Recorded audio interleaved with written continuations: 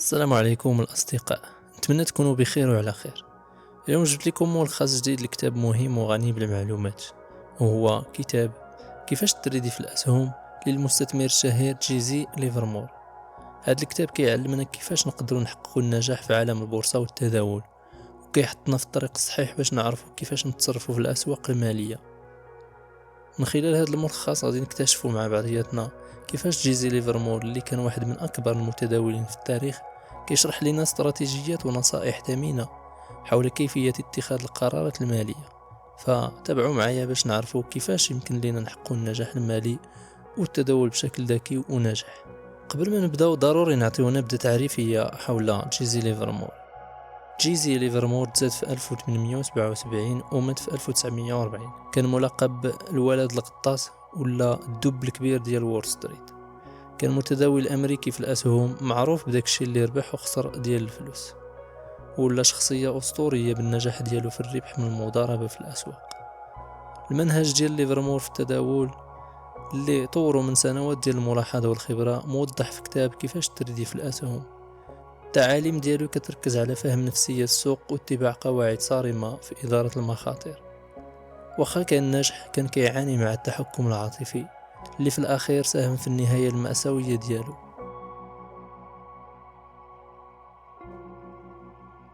كيفاش تريدي في الاسهم هو كتاب ديال المتداول الاسطوري في الاسهم جيزي ليفرمور، كيوري فيه الفلسفه ديالو في التريدين والطرق ديالو. واخا ما غنعتبروهش على انه دليل كيفاش تريدي، ولكن كيعطي فيه رؤى قيمه في النفسيه ديال السوق والتقنيات اللي خلاته يدير الثروه. ليفرمور كيأكد أن التداول الناجح هو دراسة السوق وفهم حركة الأسعار وإدارة المخاطر. كيشدد على أهمية الانضباط والصبر والتحكم العاطفي، وكيعتبر أنها الصفات مهمة للتداول بحال المعرفة التقنية ديال السوق. المنهج ديالو مبني على الملاحظة، التعرف على الأنماط والفهم العميق ديال سلوك البنادم. التعليم ديالو باقيين مهمين باش تفهم السوق إلى يومنا هذا، وهذا كيخلي المبادئ ديالو بحال قاعدة رياضية وضرورية لأي واحد باغي يتعلم التداول. كيعلمك أن السوق عنده الإيقاعات ديالو، والمتداول الناجح خاصو يتعلم يحددها ويتبعها. الفكرة الأولى، السوق كلعبة صبر. كيقول الكاتب اللعبة ديال المضاربة هي اللعبة الأكثر جاذبية في الكون، ولكن ماشي لعبة للأغبياء ولا اللي ما كيخممش او اللي ما كيتحكمش في المشاعر ديالو، ولا اللي كيغامر وباغي يربح دغيا. هادو غادي يموتوا فقراء. ليفرمور كيأكد ان السوق كيكافي اللي كيصبر. المتداولين الناجحين كيتسناو الفرصة المناسبة بلا ما ياخذوا قرارات متسرعة.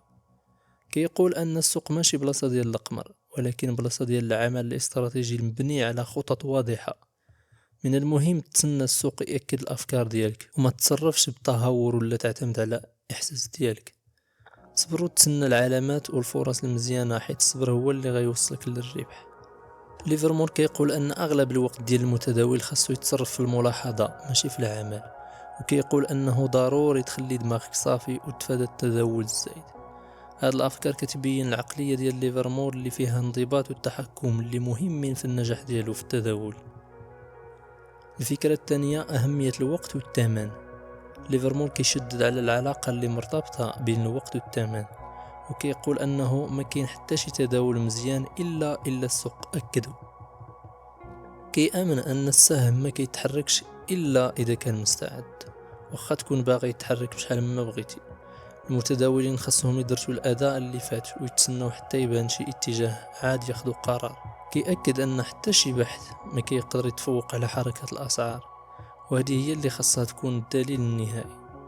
ليفرمور كيقول أنه ضروري تكون صبور وما تفرضش أفكار ديالك على السوق. السهم اللي ما كيتحركش على حسب التوقعات ديالك يعني أنك ما خاصك تدخل فيه.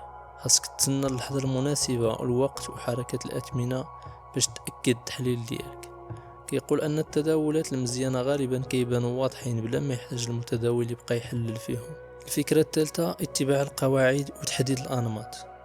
ليفرمور كيقول أن المتداولين الناجحين عندهم مجموعة ديال القواعد كيحترموها. هاد القواعد كيكونوا دليل ليهم كيمنعوا القرارات العاطفية باش ما يخسروش الخطط اللي داروا.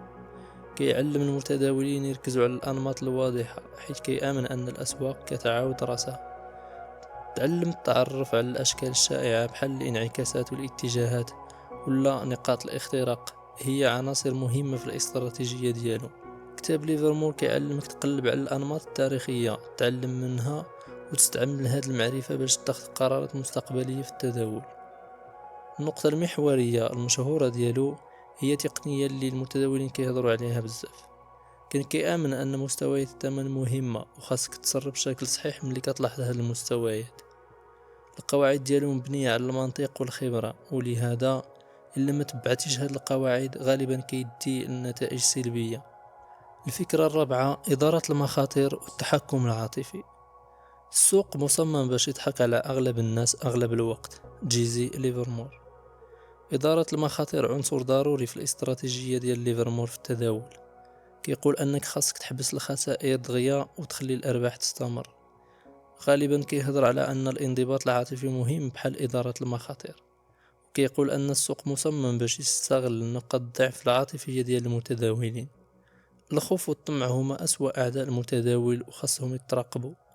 ليفرمور كيعلم أن الوعي العاطفي مهم، خاصة من بعد الخسارة. غالبا هاد الخسائر هي اللي كتخلي المتداولين ياخذوا قرارات غير منطقية. ليفرمور كيهضر أيضا على أهمية معرفة الوقت اللي خاصك تحبس فيه، وأنك تكون مرن ومستعد تعلم من الأخطاء مهم للبقاء على المدى الطويل في السوق. أخيرا ملخص التقييم النهائي ديال الكتاب. كيفاش تريدي في الأسهم أو في السوق، كيعطي نظرة خالدة في التداول وكيركز على السيكولوجيا اللي مورا المضاربة الناجحة في الأسواق. ليفرمور كيشدد على ضرورة الصبر وإدارة المخاطر المنضبطة والتحكم العاطفي. كيركز على الملاحظة، التعرف على الأنماط واتباع قواعد صارمة. بالتعليم ديال هاد المبادئ ليفرمور كيعطي دروس قيمة لأي واحد باغي يشارك في السوق. الرؤية ديال ليفرمور للتداول كلعبة ديال الانضباط والصبر، ماشي مقامرة، باقة مهمة وقيمة. الكتاب ماشي دليل خطوة بخطوة، ولكن كيعطي للقراء رؤى أساسية في التداول الناجح والعوامل الإنسانية اللي كتأثر على النتائج ديال المتداول.